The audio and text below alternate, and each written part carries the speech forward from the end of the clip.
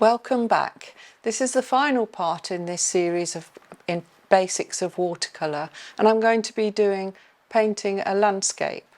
I've sketched a landscape when I went out. It was in January, and it was a cold morning. So I'm going to be painting from my sketch onto a 300 gram paper that I've taped to my board. Normally I would have my board slightly inclined, but for the camera I'm having it flat. So I'm going to use the reference material on my sketch, and I'm going to start with a sky that is mainly cobalt blue but a little bit darker with a bit of indigo in it.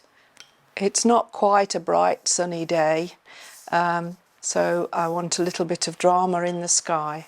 And as I said to you before, when we're doing this sort of sky, I try to avoid going straight across. Skies are never uniform. So I like to leave some white, add different tones of the pigment.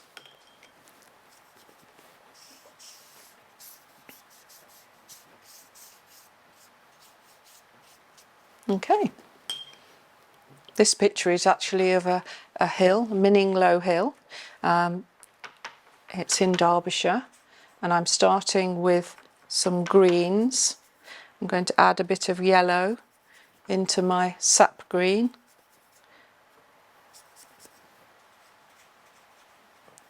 That's a bit strong, so I'm going to just dab a bit of that out because it's just a bit too strong and heavy. So a bit more yellow. And here I'm using a technique where I'm mixing the paint actually on the palette, on the paper I mean.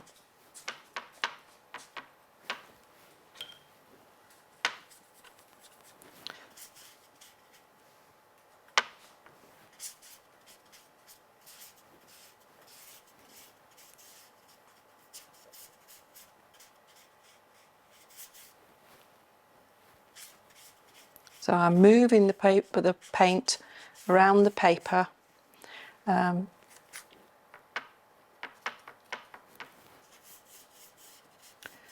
Using my different tones of green.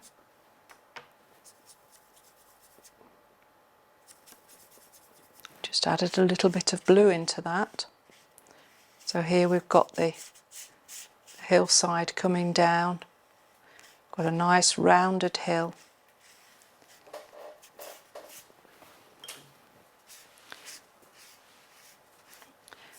And got these fields coming towards us. I'm using the brush strokes so that they indicate what direction the land is moving in, downhill.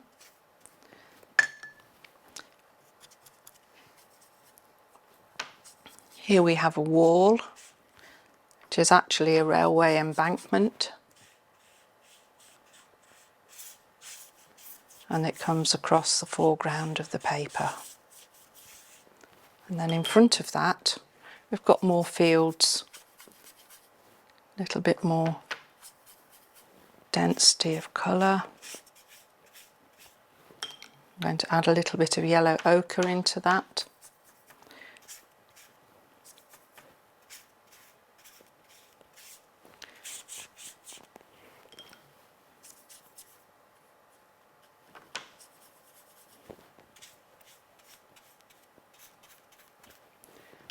Now,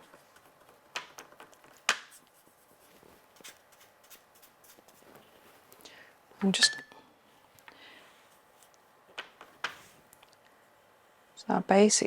to do a slight glaze over the top of that embankment, and I'm just going to take some of the colour out just there because I'm going to put some really dark, because there's a tunnel that actually, an access tunnel which runs underneath it, and I'm just going to put some colour into that.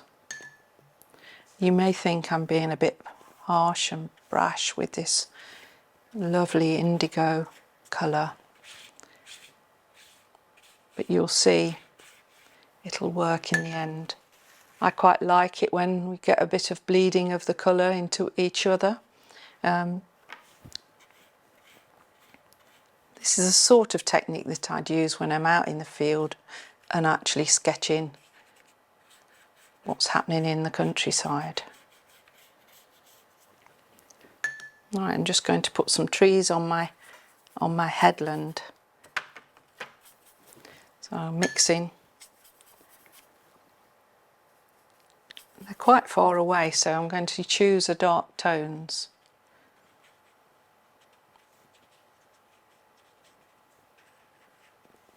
And then I'm going to do this copse of trees, which is basically, this hill is a fossilised coral reef knoll.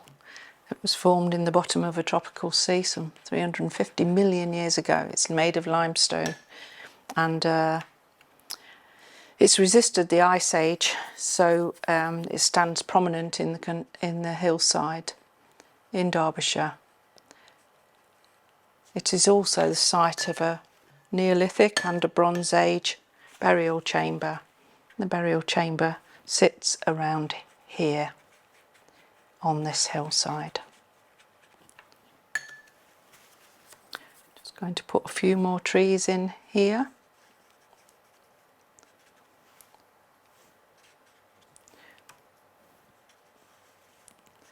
And as you see, I'm using different tonal value.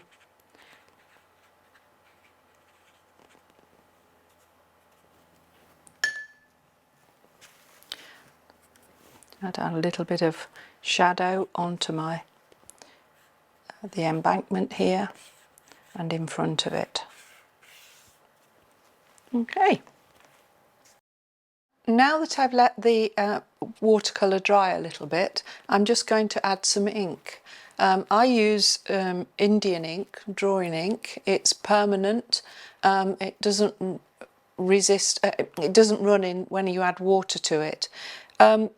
The only thing about it is really permanent, and you can't get it out of your clothing, and it is what they use for tattoo ink. So just be careful with it. So I'm going to use it with a half of a kebab stick, and just literally dip it into the ink pot and then do some marks on my painting. So basically I'm using it to give me the contours some shape, some definition. This is clearly a hill that's coming down here.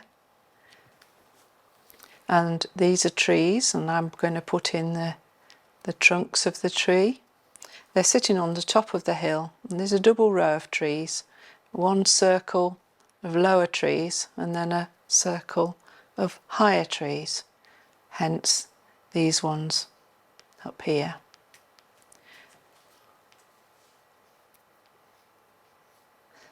And the fabulous thing about these tree knolls, these hill knolls, is that you can see the light through the through the trees all year round, even in summer. So I'm just going to put a few marks on to determine some branches, and I like to think of it as the illusion of detail rather than drawing in every branch.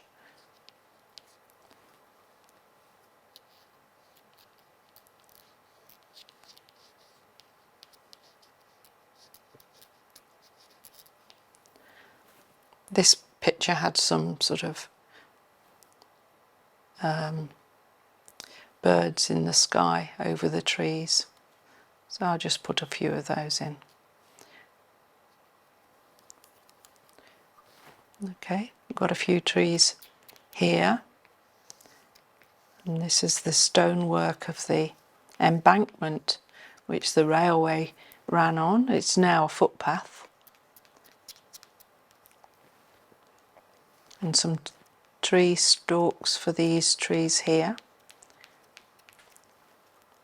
If I haven't quite got my colour right or my tonal values right, because it's permanent ink, it won't run with watercolour, so I can put more colour or change the tonal value once I've added the ink. if I want to.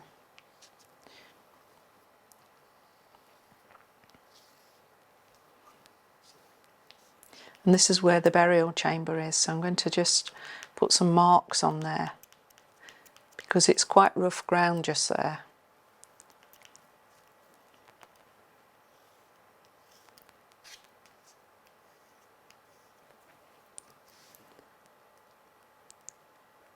And some tree trunks on these trees.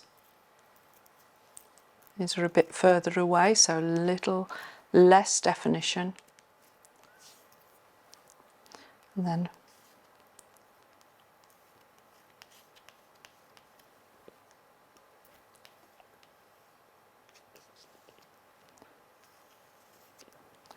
I'm just going to put a mark over this tunnel.